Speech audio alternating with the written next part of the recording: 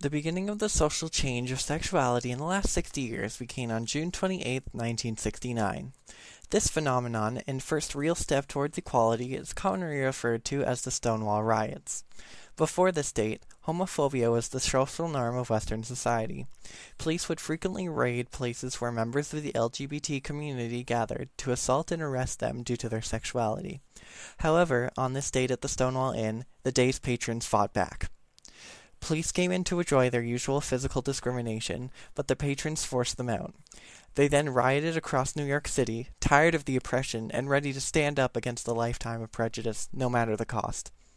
These riots lasted days, with each passing day showing a growing number of individuals joining in. The years after began to be known as the Gay Liberation Front. People began to stop accepting the discrimination put upon them by the rest of society. Resistance came in the form of the American Psychiatric Association's Diagnostic and Statistical Manual of Mental Disorders, believing and attempting to reassure society that homosexuality was an identity disorder, as well as simply a state of mind. Despite this, they continued their struggle to make the LGBT community equal, leading us to where we are today, gaining massive ground both socially and politically. The new social norm for the gay community is acceptance and tolerance. On each year in June, North America celebrates Pride Month, holding an annual parade. They are not free yet, however, as rates of bullying and suicide are higher for LGBT youth than any other group. As well, being gay or showing support for it can result in arrest in places like Russia or even death in others. It is clear that the main cause of the social change is the spark created by the Stonewall Riots. These riots showed people across the nation that anyone can cause change, and that the community did not have to lay down and accept discrimination any longer.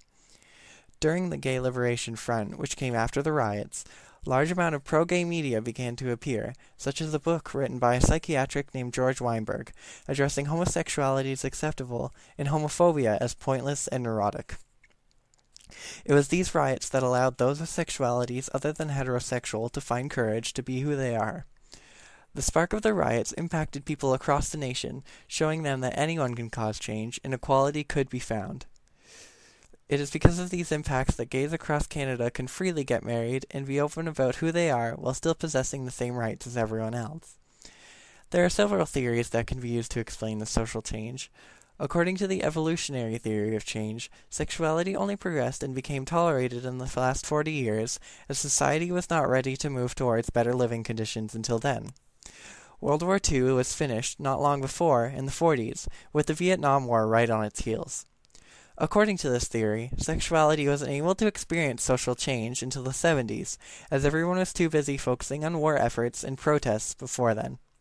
The homophobia and oppression continued before then, as people did not have time to consider thinking otherwise. As most of the important wars were over, change was able to take place and progress occurred, as the society was able to move towards these better living conditions.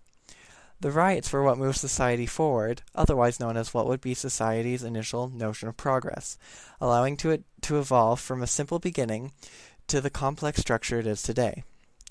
Another theory that could be used to explain the social change is the challenge and response theory of change. According to this theory, the challenge presented in the society was the societal norm of homophobia and closed-mindedness. The response by other members of society was to push back and create activism for gay rights and equality. However, this response could be seen by some as an initial challenge presented by society as well. Depending on one's viewpoint, society could have either succeeded or failed to successfully respond to the challenge, as homosexuality is now mostly accepted by society. Finally, a third explanation for this social change can be found in the cyclical theory of change. This theory explains that a society's beliefs change like seasons. Therefore, the first season was the many long years of homophobic oppression.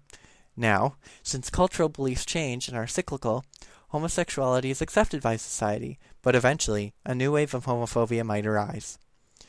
Though sexuality has consistently gained positive social change in the last 40 years, this might not be the case in the future. A social challenge might occur. As explained in the cyclical theory of change, a social challenge that may occur in the future is that homophobia could once again rise up, and discrimination could take place against the LGBT community. On the other hand, the LGBT community could grow so large that elitism could take place, and heterophobia and heterosexual oppression could take place. This would pose to be an equally harmful social challenge, as it would result in anarchy in society, in a way that is possibly even worse than that of homosexual oppression, as the driving force of this oppression would be the years of oppression felt by the LGBT community. As well as this, it would simply just be hypocritical. Finally, a third possible social change challenge in the future could be a social dispute from within the LGBT community. With the LGBT term being set in stone, another new sexuality, known as asexuality, is coming into play. This group of individuals sometimes receive hatred and discrimination from the heterosexual community, but also from the gay community. As a result of this, hypocrisy could take place, and asexuals could feel the combined prejudice from both groups, and the years of oppression could repeat themselves.